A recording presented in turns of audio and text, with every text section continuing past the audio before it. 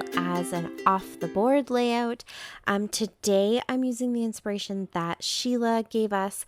She's on Instagram. She is Scotian Scrapbooker there, so you can definitely check her out.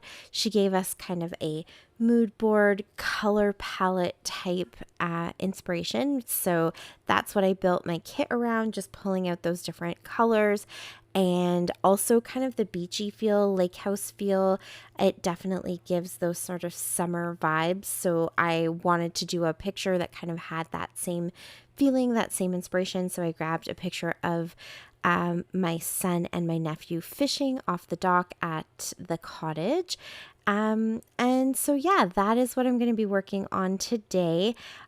This picture is in a travel album that I'm putting together, so that's why I'm doing all this fiddling around with a piece of paper. This is the album that I'm going to be using and putting together.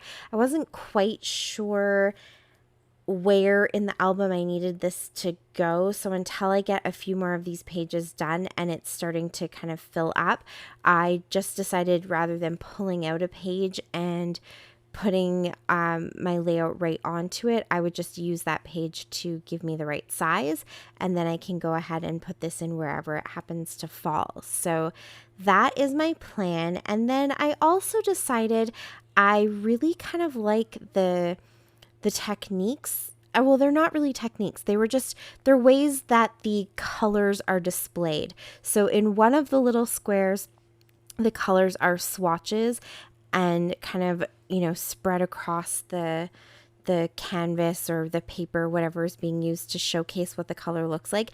And then in another one of the little squares, the top left-hand corner, I think, it's little dots of color. And so I thought I'm going to go ahead and kind of use those as my cues for the design of the page. So I've got the color scheme, I've got the general theme of the colors, and then I also have kind of this design element, or two different design elements pulled from the inspiration picture. So I definitely think that I've got this well-rounded layout using as much of the inspiration as I can. And I absolutely adore this background. So I went into my acrylic paints and I pulled out a few different colors, all in those blues.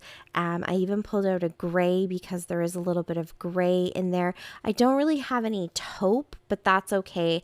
I'm kind of going more for the blues and a little bit of greens. I might be leaning more heavily towards kind of the mints and the teals than is in the actual inspiration, but that's okay. It's still super nautical and I really like it, and that's just what I happen to have, so that's what I'm using. But I love how these swipes turned out. The little jars that have lids on them that I'm taking out that look like spray bottles, those are watered down a little bit. I'm not sure if it's actual water or how they've thinned them out so that they can go through the spray nozzle, but those turned out almost like watercolor on the paper. They are so beautiful. And then the other acrylics, just the way that I was able to use my paint palette to kind of scrape across the paper, it really picks up the texture in that paper. I love it. I'm going to be doing that a lot more, I think. I just think it turned out so beautiful. Kind of the same way that using the Distress oxide pads or even just the Distress inks pulls out the texture of the paper and it just looks really cool. That's what happened with these acrylic paints, and I love it. So once my paint swipes are done, I'll put that to the side, let them dry. They actually don't take that long to dry because I really did not have to use a lot of paint to get the effect that I wanted, and swiping them across kind of made just a really nice thin layer of paint. So it doesn't take very long for that to dry. I did add some white in there too. You'll notice I added the white after I added everything else. I probably could have added it first as well, and that would have worked, but I didn't want to add it in between the different colors because I wanted it to stay pure white. So I wanted to make sure I had washed off my palette knife really, really well, and that it wasn't going to blend or mix too much with the other colors. And it's a different colored white from the background paper, so it does actually stand out quite nicely. I really like it. And so while that was drying, I went ahead and punched circles with all of the pattern papers that I put into my kit. So I threw in a lot of different scraps. I threw in a couple pieces of 6x6 papers, and it was way more paper than I probably would have used, especially considering I'm using a smaller size layout. But I knew that this was going to be a great way to get a little kind of peek of every one of those patterns, all of those different colors of blues and greens. And there is some taupes and grays and things like that in those circles, whites, and even little pops of pink, because in the stickers that I pulled, there was pink. And so I thought if I use any of those stickers, I wanted to have some pink kind of represented elsewhere as well. So I did pull out 2 pieces that have pink in them, and I threw them in there because I just think they were kind of a fun little splash of something different. So I punched all of those circles out, and then very haphazardly kind of popped them onto the paper. I stuck my photo down where I thought it would work, and then I just kind of randomly popped those circles all over, making sure that there was sort of, one of each in all of those 3 clusters, I guess you could call them, so that all the colors were spread out. I have the patterns all going in different directions and stuff like that, and they're just where I put them is where they stayed. I used a little bit of wet adhesive and just kind of kept them in those exact areas, and I did not fuss with it at all. It was really a plonk and stick kind of move, and I love how it turned out. It adds a little kind of scattering of interest, and it's just something kind of different from what I normally do. This whole layout is different from what I would normally do, so it was fun.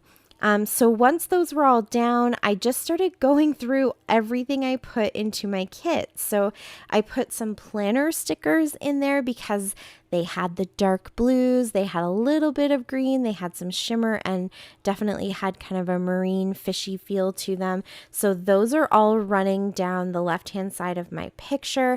They are banners in different shapes, so they add a little bit of directionality, I feel like, and just a different texture and something kind of, different for the eye to catch.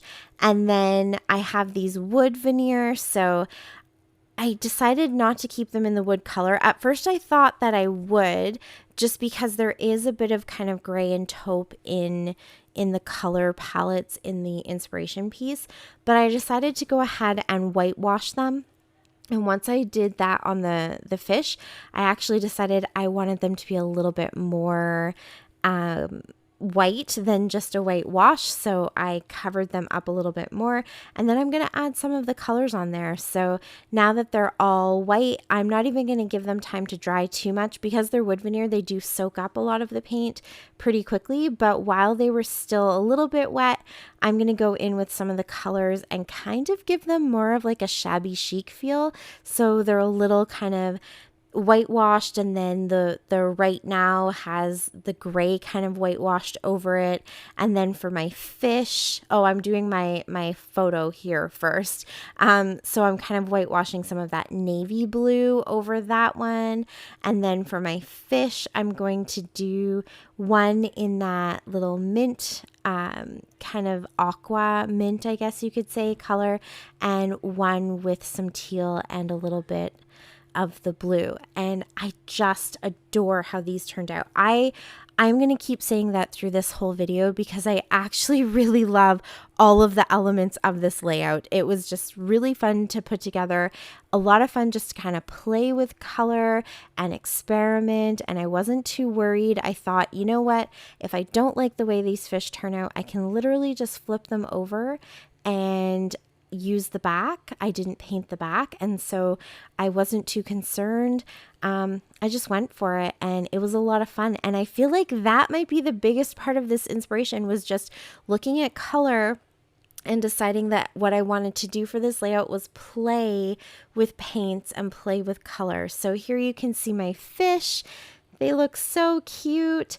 I also added a few little puffy fish, and they kind of stood out a little bit more than I wanted to, because the colors really aren't aren't quite what I was going for, which I think I said in the actual kit building video as well, that they weren't quite the right colors, but that's okay. So I took some of the acrylic paint and kind of painted over them just to mute some of the purple and a little bit of the kind of lime green. And then I couldn't figure out how to get this fishing rod to work properly with the fish because it's facing the wrong way, and that was really bugging me. And unfortunately, that was the only fish on the sticker sheet, so I couldn't really figure out how to flip it.